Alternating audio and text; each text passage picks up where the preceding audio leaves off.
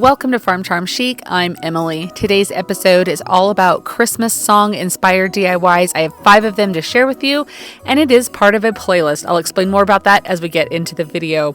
If you like crafting, DIYs, dupes, hacks, thrift flips, or just creating in general, I would love if you would consider subscribing.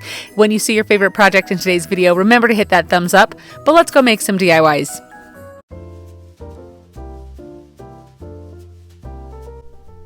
I love using pieces from Hobby Lobby's clearance section. If you guys have watched me for any length of time, you know that I love picking these items up and I just keep them in my stash because they really are such a great deal than just buying true like signed blanks, because you can get such wonderful pieces at such cheap prices and you just change the way that they look completely. So this is inspired by something I saw in a catalog last Christmas, and it's been in my mind for a long time, and I thought this is the perfect sign to do this with. So I taped off all of the frames so I could paint it and not have any paint get on that beautiful frame that was on this. And I'm just going to peel that back after giving this probably about 4 coats to get the coverage that I wanted. Now, I did use my cutting machine to cut this out because I have the world's worst handwriting. If you guys have watched me, you know that I do not freehand anything well. Stenciling, I do stencil quite a bit though. I don't usually use my cutting machine all that often, but I did want to for this particular project because I loved this font here. And I'll list the font down in my description box, so if you want to try and replicate this, you can. But stencils would be so cute, even using Dollar Tree stickers. Now, you can have different red trucks from anywhere. I'm just showing you a few that were in my stash from Dollar Tree, or one was off of a garland. I have this wood cutout that I never used last year, and I thought it would be really cute because I wanted to put the red buffalo check paper on it. So I'm just tracing out the silhouette really of this truck here, and I'm just going to cut it out, and then we'll glue it on just using that famous purple school glue you guys have seen me use 100 times. I really do love this glue. It works so well. So I just carefully line up my truck as best as I can. I didn't cut it so exact. I wanted there to be a little bit of an edge because I will after I use my brayer, of course. This just helps get that really good bond with your paper and your surface. I take my sander here, just my fingernail file, and definitely a fingernail file works so good for these little pieces like this, and I will just sand off the edge of the paper to have a really good look. Now, if you're worried about paper edges, I'm just taking a little bit of black paint on my baby wipe and going around the edge to cover any type of white paper that you might see when you do that. Now, I have this tree that this is a Dollar Tree tree, and I thought it was so cute and bushy. I did just use some, not pliers, but some trimmers. I can't think of the word right now, but anyway, I cut the wire off. Wire cutters, that's probably what they're called. I cut the wire cutters, use the wire cutters. My goodness, I'm struggling. Anyway, I cut the base of the tree off, and I'm just using some hot glue to glue this into the truck here. And then to have it fit flat on the surface, I did just kind of bend apart the bristles on this I almost called it a brush, but it's a tree. It's like a bristle brush tree, I think is what they call them, or a bottle brush tree, something. You'll have to let me know down in the comments for sure what it's called, because I'm not quite sure. My mind is still trying to get totally into this Christmas mode here.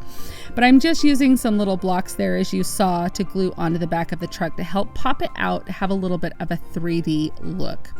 And if I needed to cut any of those bristles off on that tree, I did that to make sure that it would fit as flat as I could on the surface.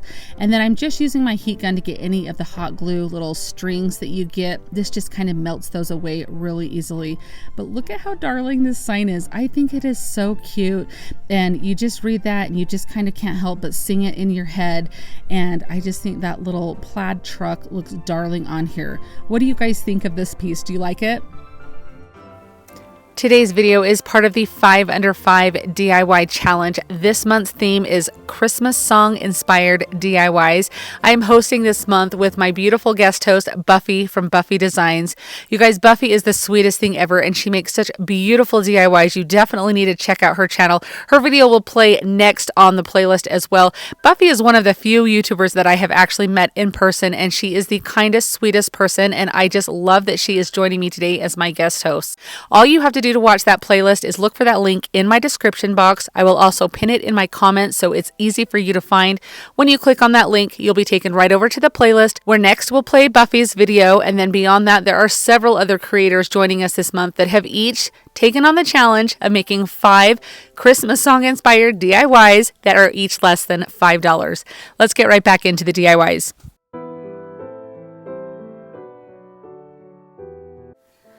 So I have a song that this is based off of. My song that I was assigned for my challenge on this particular DIY was O Come, Emmanuel. And I thought I'm going to stick with just a traditional nativity DIY here.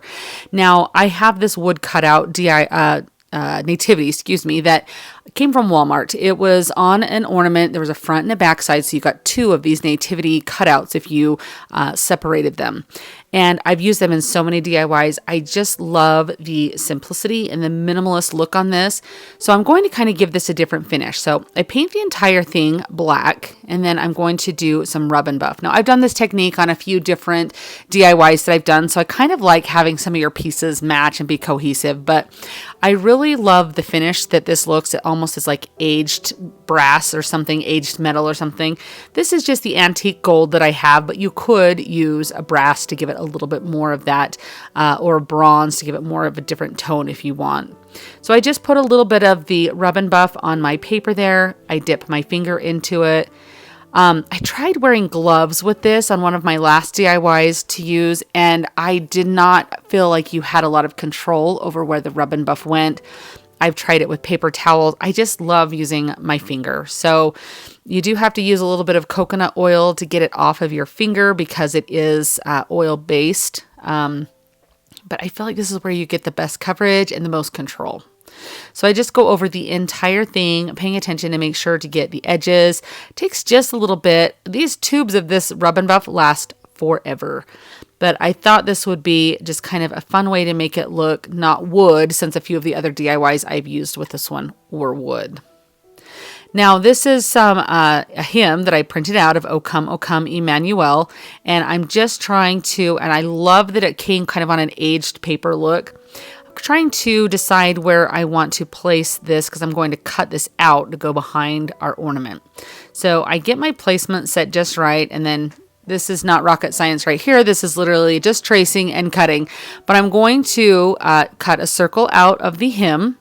And then I'm also going to cut a circle out of some cardstock to kind of firm this up. And then I will also cut a circle out of the background paper. So I'm making an ornament. So if you see this on my tree from the back side, it's not going to look ugly or anything like that.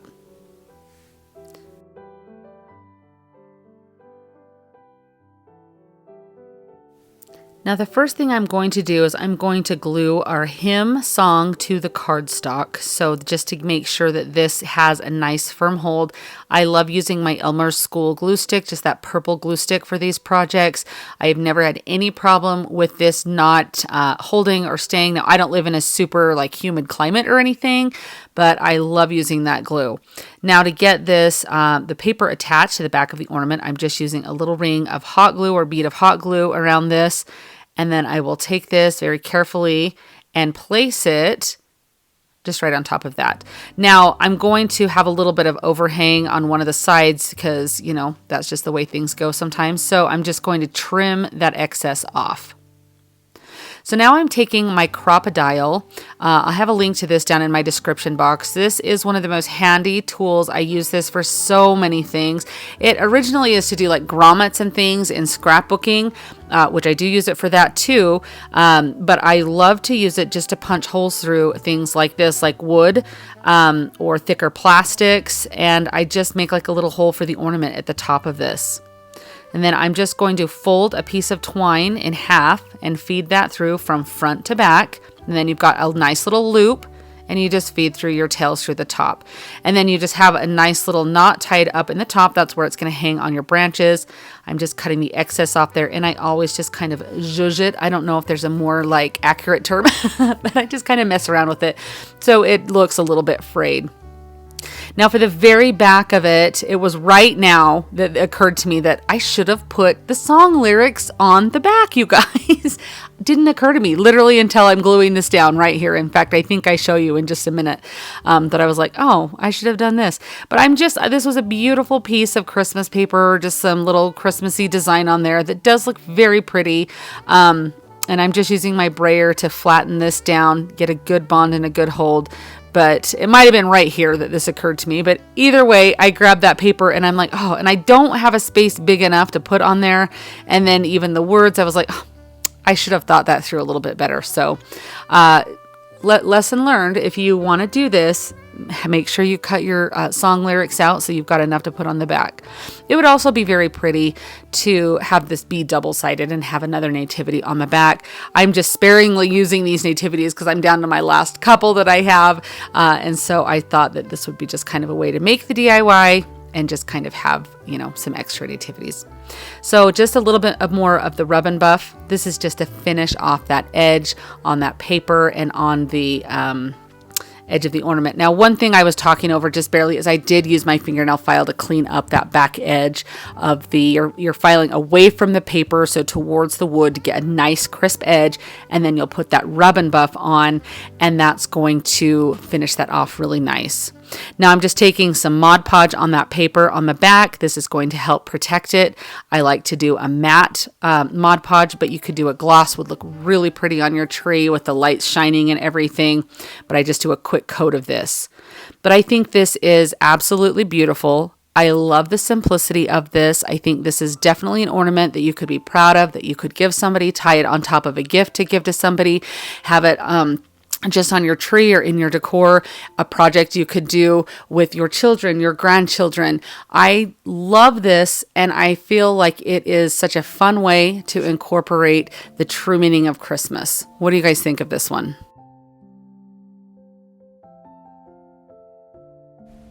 This DIY would be so easy to recreate with any type of sign blank that you get either at Hobby Lobby, Michael's, Dollar Tree, anywhere like that, an old sign that you might have. And you can use basically anything else that you have. I'm using a Christmas ornament in this one, but if there was some other little type of trinket or something, it would be super easy to use with that. But basically, I'm just going to scrape all of the glitter off because we know that Dollar Tree is famous for their glitter that they put all over everything.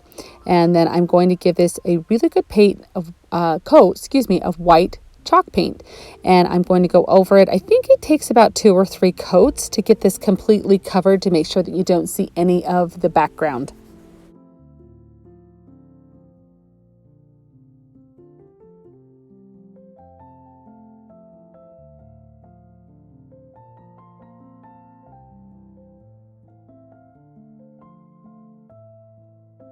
I am going to use a piece of painter's tape as a spacer between to make some stripes on this. So I basically will lay a piece of painter's tape down, another one right underneath that for the spacer, and then my next line, and then I pull up the spacer to leave the negative space that I'm going to go in and paint. So since we are doing Christmas themed, I am going to do some red paint for my stripes. You want to make sure that when you are using any type of stencil or tape like this, that you do clear off your sponge brush. I prefer to use a sponge brush. It's not really a brush at all, so I don't know why I'm calling it that. But my little painting sponge. But you can definitely use a stencil brush that is specifically for stenciling, but you want to just make sure that you seal the edges of the tape or your stencil with dabbing it lightly on those and making sure that there is a little amount of paint. It's better to do less paint and do more coats than go in with a big glob of paint, if that makes sense. So as you can tell, as I'm tearing off the tape here, I love this satisfying feeling of pulling this off and seeing nice, crisp, clean lines.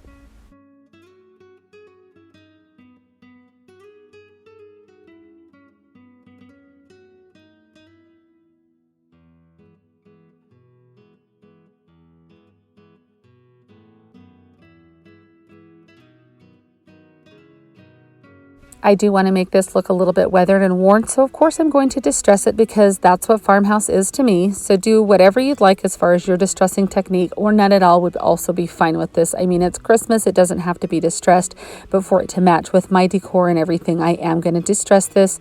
I do sand and pay attention to the corners, and I also go in with a brush and some antiquing wax and go around the edges to give this that farmhouse worn look on the edges.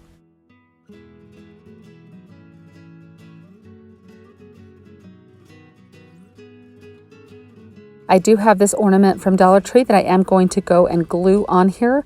Like I said, any other type of ornament that you have or any other type of trinket that you would like to use to glue on this would totally work. So I am just putting glue along the back of this, hot glue, and then I am just going to firmly place and hold this until it dries, not until it dries completely, but just until it has a firm stick, if that makes sense to you. And then of course, since it's Christmas, I think that I'm going to make this into Rudolph, since I do love the movie Rudolph the Red-Nosed Reindeer and the song. So I am going to put a little bit of hot glue on a little berry, and I am going to stick that on his nose there to make it look like a Rudolph.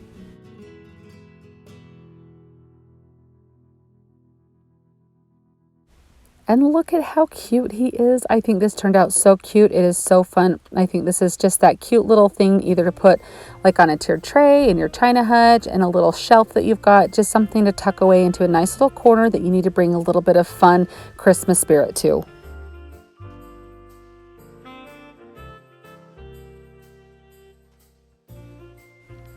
I found this cute little planter box. It's just a little wooden box at the thrift store, and I've seen these there on several occasions. So if you ever find them, pick them up because they're usually pretty inexpensive, and I just feel like there is so much versatility with them. So I'm just taking a stencil from the Dollar Tree, and I'm going to stencil onto the front a little sign or saying, I'm just putting Holly and Ivy Company or Holly and Ivy Co. on here in these stenciled letters, maybe just to kind of give it like a shipping container type of vibe, or I don't know. I just thought it was really cute and really rustic, and since I'm going for everything themed after the holly and the ivy in this particular video, I thought that would be really cute to put on the front of this box. As a tip while I'm stenciling, I'm putting some painter's tape over the letters next to the letter that I'm stenciling. So if I happen to go over, I'm not going to have anything come through the other letters. So just keep that in mind when you're stenciling. These Dollar Tree stencils actually work really well. And I just used one of the Dollar Tree stencil brushes, but I did trim off the bristles a little bit so it was a little bit more flat. And then of course, we know that I love to distress everything. So I'm just making this look a little bit more aged here. I really liked how this looked. I just used my emery board, or use your finger sander, sandpaper, whatever it is that you use. And then I just go over it with a baby wipe to kind of clean all of that dust off. And I just really, really like that vintage look that it has. I bought a package of these styrofoam balls at Hobby Lobby, so I'm just going to use those, but any shape or type of styrofoam that you have that will fit down into your box will work just fine. I'm taking one of the jumbo picks of holly from Hobby Lobby that I purchased. You can definitely use Dollar Tree holly if you have that or can find that. I am just cutting it up into little picks here, like little mini picks, and I'm just sticking it into the top portion of this styrofoam ball. And you just want to make sure when you place it down inside your planter that it sits down in far enough that you're not going to be able to see the bottom portion of your styrofoam. Now I noticed when you stick it in there, you can kind of see through the leaves there. You can still see the white of that styrofoam ball. I'm just using some hot glue and some moss, and I'll just put the hot glue in and stick the moss down in just to kind of cover that, so that way that white is not what is peeking through. You see the moss instead.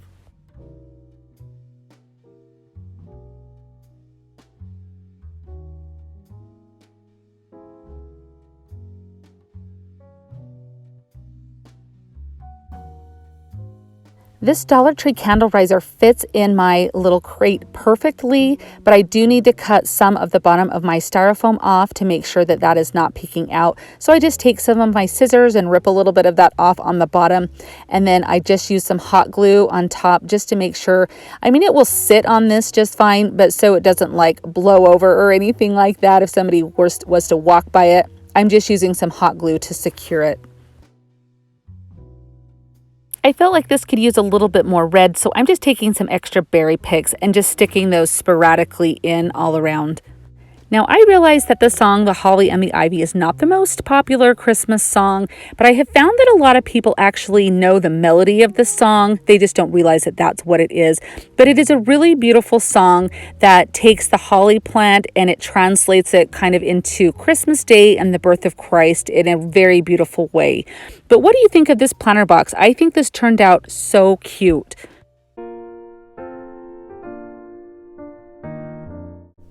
I love doing DIYs that incorporate the true meaning of Christmas, and I'm going to use this little laser cut nativity from Dollar Tree. They generally every year have something very similar to this that you can do this with. Now I'm taking this sign, this is from their summer line here, and I really like this seashell.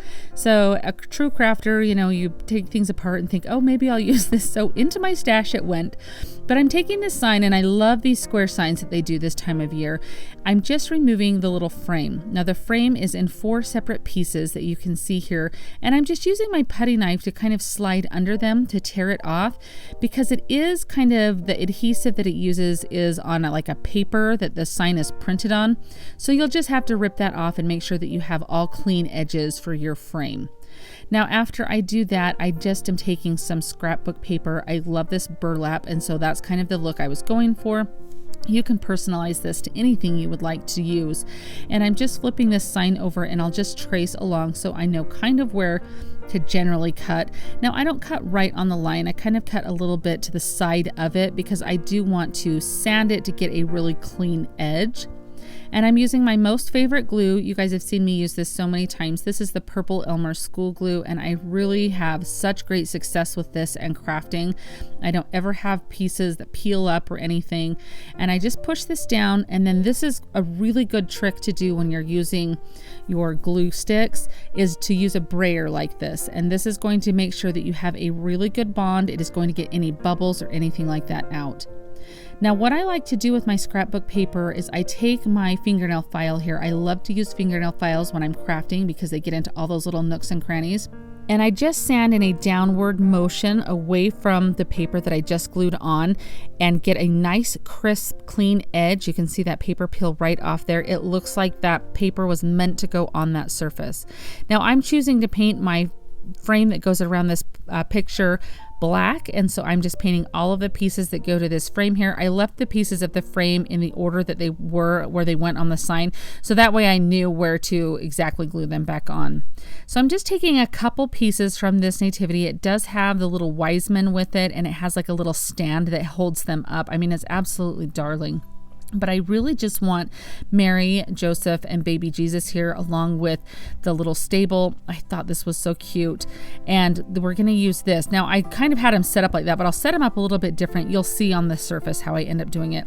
I wanted them to be a dark color of the antiquing wax rather than using like a baby wipe like I normally do to just kind of lightly brush it on. So I really went thick with the antiquing wax on this to have that. I wanted a very natural wood look to it, but I did want it to contrast with what I'm doing, so I did a very heavy coat. Now I just found this Joy to the World sheet music online. I just searched in Google Joy to the World sheet music, free, printable.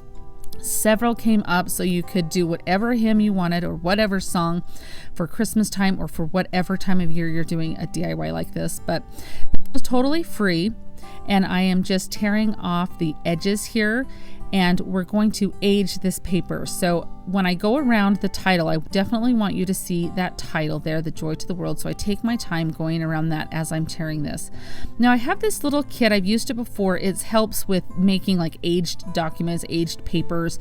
I don't know why I said documents, but you get my drift here. So it's just going to make this look really old. Now you could tea stain this. You could do several different processes. I just happen to have this kit for my scrapbooking days, and so I'm just using it. And you just kind of dip. It's like an ink, very light ink, and it's got this little dabber that you will dab in that, and then you just kind of rub and buff it on there, and it gets this nice aged look to the paper. Now I didn't tear the bottom of my sheet music because I wasn't quite sure how I wanted to place it on my picture. So after I kind of used my stable there for some spacing, I decide exactly where I want to tear this, and then I will go and I do distress that edge too of the paper. So now to make it look really old, I'm just crumpling it up just as if it was garbage or something here. You just want to make sure to get lots of wrinkles in it, and then just lightly, just be careful not to tear it as you're undoing this.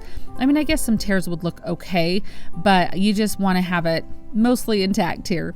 And then I'm taking a little bit of this ink and I'm just rubbing it directly over very lightly, and it hits each of those little wrinkles and it just makes them pop with a little bit of texture and definition. Now, to make this like more sturdy and it's not going to have water that ruins it or anything, I do put a coat of Mod Podge both on the front and the back. And I'm using my favorite school glue here again and just placing this on there. Now, you could easily, mine goes over down to the edge. You could center this to be completely in the center if you would like. There are so many different ways and things you could do this.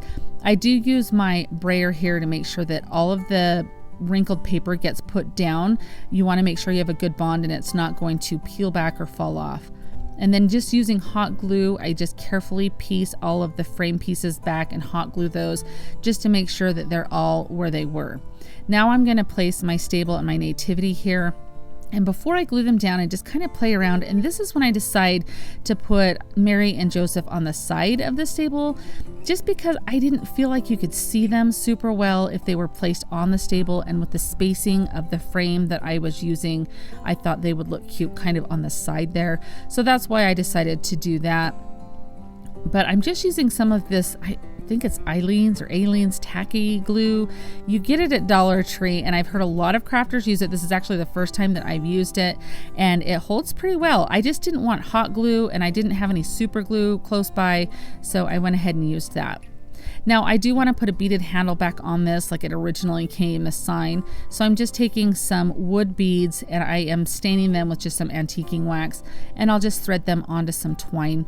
And then all I will do after I thread these is just tie it on to the top of the frame. So I just push that. When I put my frame on, I made sure to line the holes up that were originally there from the little shore sign with the seashell, and so I just tuck that through, and then I just tie it on either side of this sign.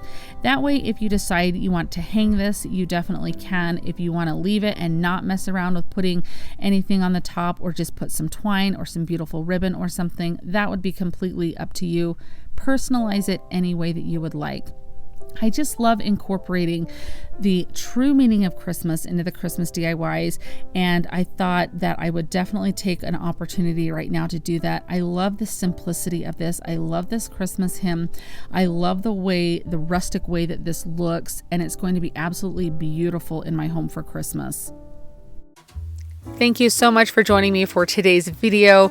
Remember that there is a playlist that is linked down in my description box as well as pinned in my comments. Thank you again to the beautiful Buffie from Buffie Designs for joining me as my guest host. Remember to check out her channel and all of her beautiful DIYs that she creates. And again, remember that there's an entire playlist with so many different creators here that are absolutely wonderful and talented and have such beautiful DIYs for you. Thank you so much for joining me. I'll see you next time. Happy crafting! If you like the video that you just saw and you want to keep crafting together, here's another video that you might enjoy. And as always, remember to like and subscribe. Thanks so much for watching. I'll see you next time.